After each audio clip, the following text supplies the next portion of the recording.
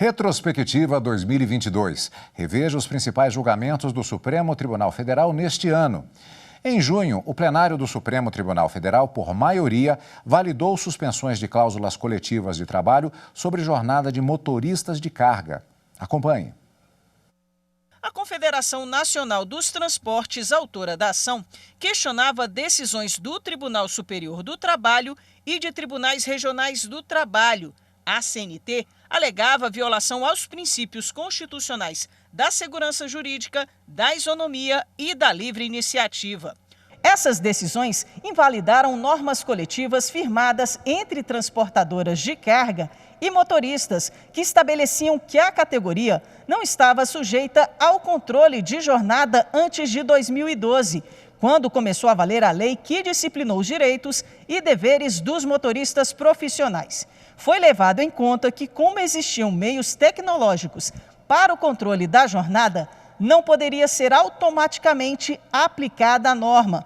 Com isso, os empregadores foram condenados ao pagamento de horas extras e de horas de trabalho prestado em dias de descanso ocorridos antes da vigência dessa lei.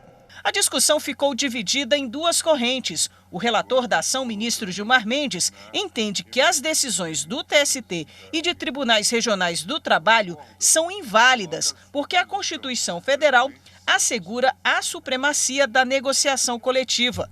Ele foi acompanhado pelos ministros Nunes Marques, André Mendonça e Alexandre de Moraes. Entendo que as decisões da Justiça do Trabalho que afastam a validade da incidência do artigo 62.1 da Convenção das Leis do Trabalho, deixando de aplicar a cláusula contratual de acordos e convenções coletivas em que deliberada sua aplicação à categoria para situações ocorridas antes da entrada em vigor da Lei Federal 12.619 de 2012, ofendem os princípios constitucionais da segurança jurídica, da isonomia, da livre iniciativa e principalmente a supremacia das convenções e dos acordos coletivos. A divergência foi aberta pela ministra Rosa Weber, que considerou que as decisões não afastam acordos nem a norma da CLT.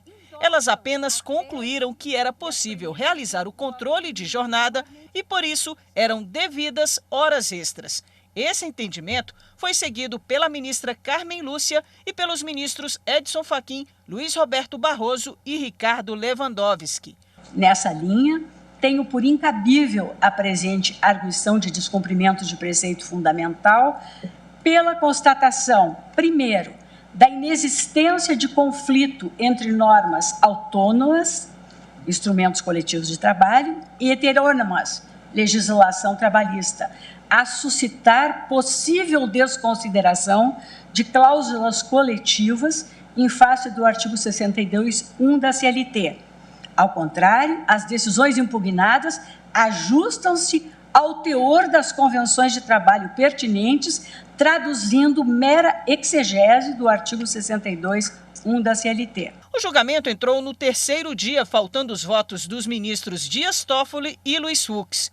Toffoli votou pela improcedência da ação. A meu ver, com as mais respeitosas vênias, as decisões judiciais da Justiça do Trabalho que procedem a essa análise à luz de cláusula convencional remissiva ao 62.1 da CLT não estão negando validade aos referidos acordos coletivos, que apenas determinaram a sua incidência. Pelo contrário, tais decisões promovem a interpretação do dispositivo de acordo com as provas produzidas nos autos, de forma a verificar se o trabalhador litigante poderia ou não ter sua jornada fiscalizada pelo trabalhador, se estava ou não anotada na sua carteira e no registro de empregados, se o controle de jornada é ou não compatível, naquele caso concreto, com a atividade externa exercida, porque não estava explicitamente na cláusula afastada a sua possibilidade de não recebimento de horas extras. O ministro Luiz Fux acompanhou o voto do relator. Não respeitar a convenção coletiva, ela é um sinônimo de insegurança jurídica, que é tudo que o país não precisa, nesse momento, do seu soerguimento econômico após esse flagelo da pandemia. Por essas razões, eu estou aderindo à tese dos que conhecem a DPF e, ao mesmo tempo, estou aderindo à tese do eminente relator e julgando procedente o pedido. O plenário, por maioria, manteve as decisões do TST e TRTs que não aplicaram acordos e convenções coletivas que suprimiram direitos trabalhistas.